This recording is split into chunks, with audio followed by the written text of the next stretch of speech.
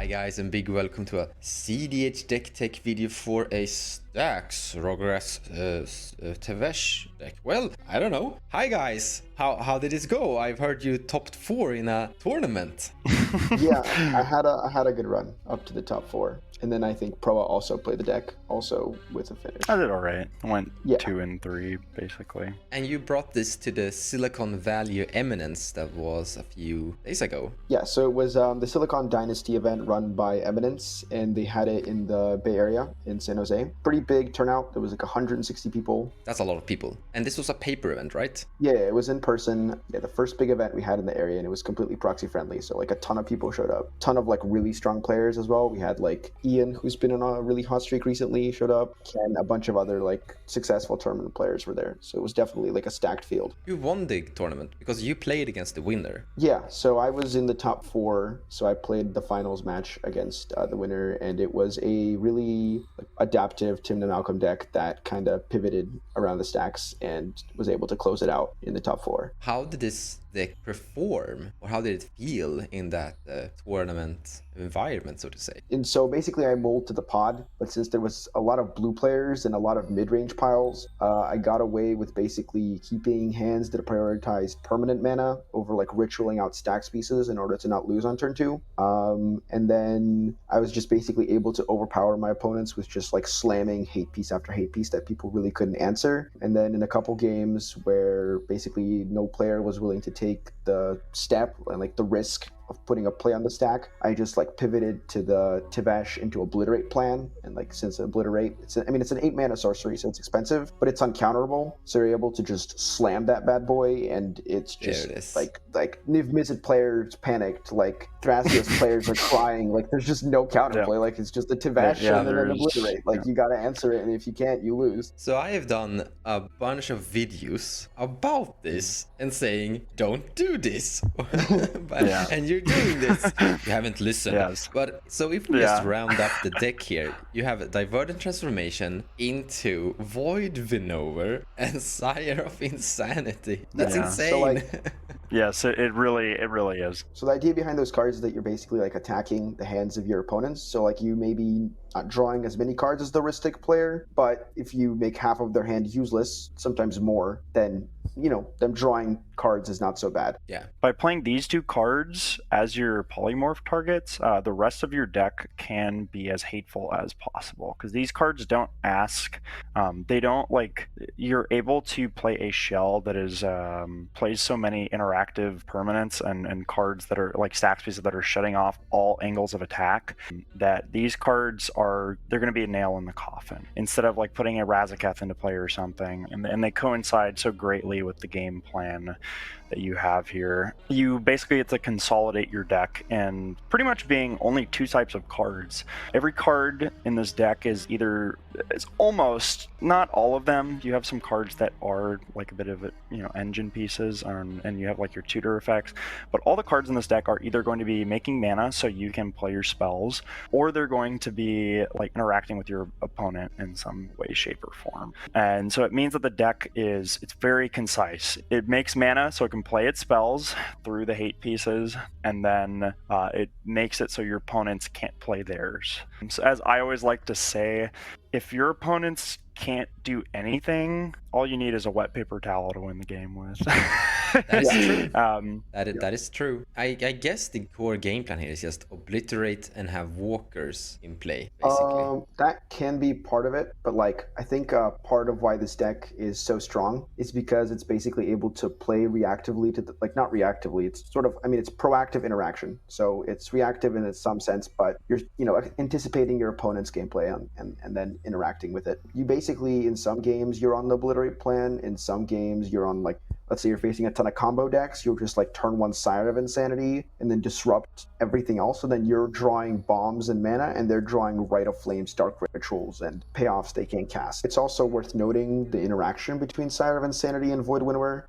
There actually aren't very many live draws that like any deck at the moment has to get out of a Sire of Insanity plus Void Winnower, so there's like removal spells to answer one of them, but you can't draw Breach, you can't draw DT and cast Breach, you can't Thoracle, you can't Tainted Path, attacked, you're answering, you can't dockside. It's just absolutely like Swords of Plowshares. yeah. Of course, there's like removal spells. Like I had a Ongify. game. So that was one of the reasons that one of my games went really long. So one of my games in top 16 went to like 2.5 hours because I had ended up putting a Tevesh into play and casting an Obliterate, and some player top decked a Cyclonic Rift and just bounced the Tevesh, and we went into like a scrappy game where like the threat of smallpox basically held off 3 players. So now we need to talk about something very important. In tournaments, there's a time limit, usually 90 minutes. Is that the time limit you had in Eminence? Yeah.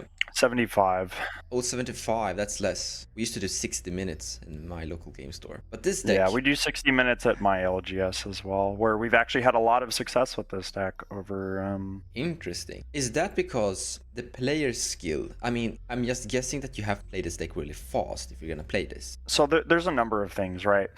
So number one, yeah, you do have to play fast. You do kind of have to like notice how you have to like note the pace of the table. You do have to try and like play your spells at a reasonable pace, but you also have to like get your opponents to as well. Some of the games that wind up going like really long are actually games where people are really flush with cards and have a lot of different options. And when you play this deck, you systematically take away all those options, right? And it's pretty easy to call slow play on someone when they have no cards in hand. Yeah. Because of the pace that this deck plays at, oftentimes you can put these things into play and make the game unplayable when there's still like 30 minutes on the clock. You will win a game where nobody can do anything with 30 minutes on the clock when you have an 11-9 in play. So how do you usually win the game? Like what is the usual ender? Yeah. The usual. 11-9. It changes game to game because basically whatever position you end up in, that's kind of what you end up playing out. So in one of my games, I ultimated Tevesh, stole a Kenrith, a Rafine, and then a Thrasios. Had a ton of dorks, connived for like 13 in one attack, and then jammed a Chandra, the 6-mana Chandra Awakened Inferno, and like upticked it twice, and the table just evaporated, and I had like 30 minutes on the clock. Each opponent gets an emblem with, at the beginning of your upkeep, is 1 damage to you. It's so amazing. Yeah. That card is phenomenal because it like answers Crom, which can be a problem for this deck. It's a board wipe, which answers really flooded board states. It is not just a board wipe. It is 2 uncounterable board wipes. Exactly. It's so broken. This card is phenomenal. That will continue to present the threat of repeated removal. Are you guys playing Tabernacle inside this deck? Like we don't really have any ways to tutor for land specifically, and I think most of the time if you're going to have a vampiric tutor or a demonic tutor that you can use to tutor up a permanent of your choice, you'd much rather get like a Toxic Deluge or a Fire Covenant and just answer the board, because otherwise people will like pay for their dorks and then use the dorks to attack your planeswalkers, and in doing so you basically squeeze their mana, but you can't actually progress your game plan and close out the game. I think something that's like also somewhat relevant is there is a slight anti-synergy with making thralls and that, and often when you're doing well with the deck, you want to be keeping the board clear anyways. The deck has, I believe it is 9 board wipes, or 9 effective board wipes that, you know, they aren't necessarily board wipes, but things that will remove like a number of creatures, right? Will remove multiple creatures on each opponent's side. And so oftentimes when you are like getting to that stage where you are winning the game, you are, all the creatures on the board are just disappearing, and you are playing these cards that are, you know, 5-for-1ing your opponents with your Rolling Earthquake, Fire Covenant, Chandra, Liliana downtick. The Tabernacle can actually like start to almost can be trouble for you, and making you pay mana to keep your thralls so you can then like sacrifice them and draw cards. I think it's something that like you can play. This deck is with any deck like this, a deck that is like so built on playing interaction to like, that's the whole game plan. The whole game plan of this deck is that every card in your deck that is doing something is basically stopping your opponents. All of the like most and because of that, like most of this stuff can be swapped around depending on like what you personally play against. If you play against a ton of creature decks and you don't see any Grixis, you can cut either your Thorn of Amethyst, you can cut like a number of these things, right? If if you play only against Rogsai, you can cut some of this removal. You know, it's obviously not going to be as good. This list right now is what we think has like a good balance to deal with a number of things in an open meta, especially like one that's going to have as many as like 160 players. Yeah, you have a sideboard here, though, a few cards. I mean, this sideboard could increase to just include more variants of stuff that you might need versus... Depending on what you think you're going to play against, you can swap out a ton of cards. Some people play it way more spiky. Basically, like they run more high CMC payoffs, incredibly high mana hands with like a mana crypt, like, and then a Rograkh payoff. I'm rolling for they'll really slam. explosive hands, right? Yeah. And I think those hands, like when you get them, especially if you're able to do it on turn one, better yet in an early position, you're probably looking at like a 8, I don't know, I don't have a number, but like it's an incredibly high win percentage out of those positions. Yeah, where you resolve like turn one Poly, turn one Trinisphere, turn one Karn, something like. And then there's another way of playing it, which is like more kind of what I lean toward a little more, which is more like stable in a way. So you obviously do have to take risks because you're like putting spells in the stack that cost a lot of mana, cost a lot of resources, and they're open to being interacted with, but like you still want to, like, I think the best situation to be with this deck is having a Tevesh that's not getting actively pressured into like the kill zones. Like if people are hitting Tevesh and Tevesh is at like 4, I don't care because it doesn't matter. So if I'm going to cast Obliterate, Tevesh could be at 1, it doesn't make a difference. And if I don't cast Obliterate, then it's just about how many cards I can draw in the least amount of turns. And then you just spend all your mana to keep slamming hate, and then at some point people just run out of interaction. I really love this AD with Obliterate and having Tevesh and Planeswalkers in play. It's so much It's fun. winning eventually. Yeah, and that's really what it is. This deck is like, we're gonna survive. We are gonna make sure nobody can do anything, and yeah, you just either get there with your poly target beats, you ult Tevesh, steal everyone's commanders, and you know, again, just hit them. You have your Chandra Planeswalkers that will deal damage. I've even won with like Karn animating God Pharaoh statue. This is a big chunky artifact. Yes, you have to get creative when you're winning with this deck. But isn't that kind of fun too? I mean, every game will kind It of is be really unique. fun. Yeah, for sure. Not quite every game, but yeah, a lot of games will be unique. There are a lot of games where it, even though you like resolve your thing, you put your monsters into play, your creatures, right? And then everyone is struggling. People will politic together as you become like the sole threat in the game. It's really awesome to see a deck winning the classic way. Yeah, exactly. that. Yeah, Yeah. None of this combo, you know, we're just here. No, beating people. None of that. We're just gonna We win with big Karn Blood poker. Moon, baby. Yeah. I think it's also important to mention like why this deck is so successful in like a 60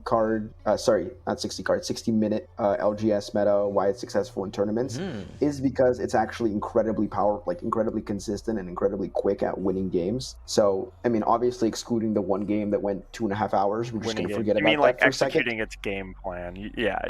It's So, very like, quick to you're- execute its game plan. Yeah, so you're looking at like absolutely like closing the door on like 90% of counterplay within like the first 3 turns, and then at that point most games are ending in like however long people have in terms of like making decisions with the cards they have in hand usually. Yeah, there's a number of options that we've like looked at towards closing out better in settings where you have less time. Another good friend and a pilot of this deck, who goes by Weenie online, his name is Garrett, played this in our local meta in Long Beach, California, and all the rounds there are 60-minute, and you have to figure out how you're going to win the game in 60 minutes. And one of the things that he wound up utilizing was he actually put, if you scroll down and look at the sideboard there, he wound up utilizing Jessica as a card that is all right on its own, albeit it is not the greatest. We weren't playing it for Silicon Dynasty because with 75 minutes we felt like we would have the time to get there, but it is an option. The card is fine. It looks, it seems like it might be very bad, but when you have a 0 mana commander and another one that you're going to be casting on turn 1 or turn 2 most games, and a 0 mana commander that you want to keep playing so you can draw 3 off your Tevesh, there are often games where Jessica comes out as like 4 or 5 just from eating your Rograkh multiple times, and you can shoot some stuff. Yeah. clear some creatures, and then later in the game, when you've either ulted Tevesh or gotten out like Void Winnower or something, you're like, okay, I will 0 on my Void Winnower, take 33, which is yeah, a very very fun line of play to do and say that. All right, so let's look at some openers and how you play things. So I'm just gonna guess this is a mulligan. Yeah, probably. I would probably mill this, especially on like a first 7. This one we're keeping. This is a turn 1 Tevesh. Yeah. There are. Play this. Tap. No, Tevesh. Well, you have to play the Crystal Drum. Bane if you want turn 1 Tevesh. So sorry, yeah, you have to cost. You have to pay mana for Springleaf Drum. Never mind. But yeah, it is not actually, the Mox we Amber. can just do this instead. So this hand is like interesting, right? If you know it's a pod that you're like not likely to eat interaction on a Tevesh turn 1, this is like all right. You play the turn 1 Tevesh, you're going to be like losing almost all of your mana, so that feels bad. But you do keep a Springleaf Drum in play. You get to draw 3 off the Rograkh, and then you can find whatever else. You have like lands to be playing later. You have turn 2 Trinisphere now. Wouldn't keep it into like into a table with a bunch of like blue decks that are likely looking for like, I don't know, free interaction. It also depends on like if I'm going first or not, right? If I'm going first and I know that somebody isn't going to have like Spell Pierce or Fierce Guardianship online, you know, I'm likely to keep this. But turn 1 Tevesh is always like a good place to start with a hand, although your best hands often like don't start with a Tevesh.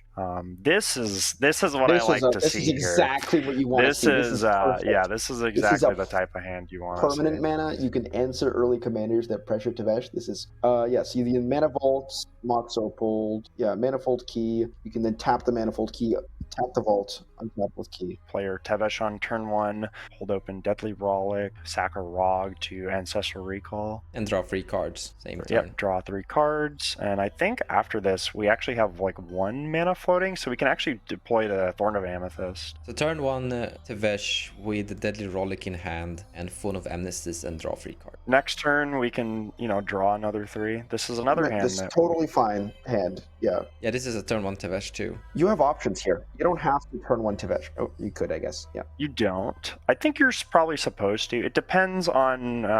I might turn 1 Torpor Orb and Vamp. Turn 1 Torpor Orb, Vamp, and then the next turn cast Tevesh, draw 3 cards, and then you have enough mana to do stuff after the Tevesh.